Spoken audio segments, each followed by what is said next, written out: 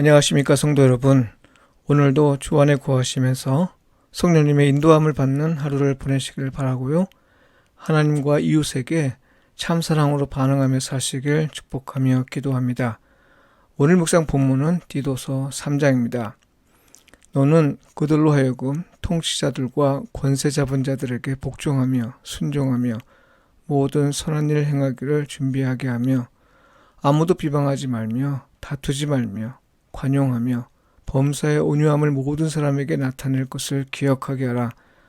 우리도 전에는 어리석은 자요 순종하지 아니한 자요 속은 자요 여러 가지 정욕과 행락의 종로탄 자요 악독과 투기를 일삼은 자요 가증스러운 자요 피차 미워한 자였으나 우리 구주 하나님의 자비와 사람 사랑하심이 나타날 때에 우리를 구원하시되 우리가 행한 바 의로운 행위로 말미암지 아니하고 오직 그의 긍휼하심을 따라 중생의 씻음과 성령의 새롭게 하심으로 하셨나니 우리 구주 예수 그리스도로 말미암아 우리에게 그 성령을 풍성히 부어주사 우리로 그의 은혜를 힘입어 의롭다 하심을 얻어 영생의 소망을 따라 상속자가 되게 하려 하심이라.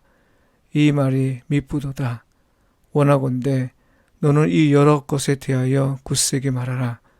이는 하나님을 믿는 자들로 하여금 조심하여 선한 일을 힘쓰게 하려 함이라. 이것은 아름다우며 사람들에게 유익하니라. 그러나 어리석은 변론과 족보 이야기와 분쟁과 율법에 대한 다툼은 피하라. 이것은 무익한 것이요 헛된 것이니라. 이단에 속한 사람을 한두 번 훈계한 후에 멀리하라. 이런 사람은 내가 아는 바와 같이 부패하여 스스로 정죄한 자로서 죄를 짓느니라. 내가 아데마나 두기고를 내게 보내리니 그때 내가 급히 니고볼리로 내게 오라. 내가 거기서 겨울을 지내기로 작정하였노라. 율법 교사 세나와 및 아볼로를 급히 먼저 보내어 그들로 부족함이 없게 하고 또 우리 사람들도 열미 없는 자가 되지 않게 하기 위하여 필요한 것을 준비하는 좋은 일에 힘쓰기를 배우게 하라. 나와 함께 있는 자가 다 내게 문안하니 믿음 안에서 우리를 사랑하는 자들에게 너도 문안하라. 은혜가 너희 무리에게 있을지어다. 이는 주님의 말씀입니다. 아멘. 그리스도인의 선행은 예배입니다. 이 제목으로 말씀을 묵상하겠습니다. 바울은 교회 안에서 세대 간의 교육을 말한 후 이어지는 편지에서 그리스도인이 교회 바뀐 세상에서 어떻게 살아야 하는지 이에 관해 말합니다. 내용은 사회의 지도자에 대한 태도와 대인관계 그리고 이단에 대한 태도와 관련한 교훈입니다. 한마디로 선행을 하며 살라는 겁니다. 이에 관한 교훈을 전하면서 바울은 그리스도인이 왜 그런 삶을 살아야 하는지 이에 관해서도 언급합니다. 바울의 권고에서 요지는 하나님이 우리를 대하듯이 우리도 그렇게 세상을 대하며 살아야 한다는 겁니다. 하나님의 긍휼하심을 따라 세상을 대하라는 거죠. 이것이 선행입니다. 우리가 성령에 힘입어 거듭나고 또 새롭게 된 것을 기억하여 세상의 변화를 우리의 힘으로 이뤄낼 수 있는 것처럼 해서는 안 된다는 뜻으로 이해할 수 있습니다. 세상의 변화는 우리의 순종을 통해 일하시는 하나님의 몫입니다. 그러므로 그리스도인은 다툴 필요도 없고 논쟁을 벌일 필요도 없는 겁니다. 그래서 바울은 다만 선행에 힘쓰며 살라고 권고하는데요.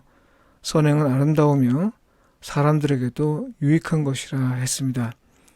아름답다는 말은 헬라어 칼로스인데 이건 보통 선하다라는 뜻으로 번역됩니다.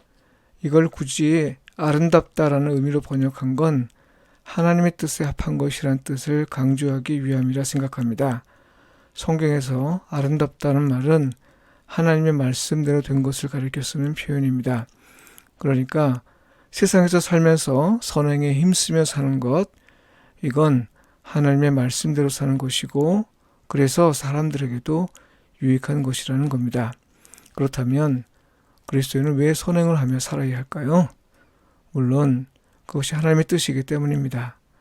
이걸 오늘 본문의 근거에서 조금 달리 설명해 보면 이렇습니다. 그리스도인은 예수 그리스도를 믿어 구원받은 사람입니다. 엄밀히 말해 아직은 구원의 약속을 받은 것에 불과하지만 물과 성령으로 거듭나 이미 하나님의 자녀가 되었습니다. 이건 성경의 선언이며 또 믿음의 내용입니다. 이와 관련해서 오늘 본문을 읽으면서 이런 생각이 듭니다. 그리스도인은 자기가 구원받은 사실을 실제로 어떻게 경험할까요? 거듭남으로써 하나님의 자녀가 되었다는 사실을 그리스도인은 어떻게 경험할까 하는 겁니다. 사람마다 다르겠습니다만 바울은 두 가지 경험을 환기하며 말하는데요. 하나는 구원 이전의 모습으로 죄인의 삶입니다. 용서받기 어려운 일을 행하며 살았지만 하나님의 은혜로 구원받았다는 거죠.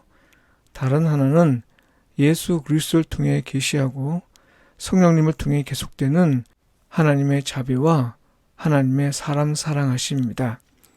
이 두 가지를 조합해 보면요.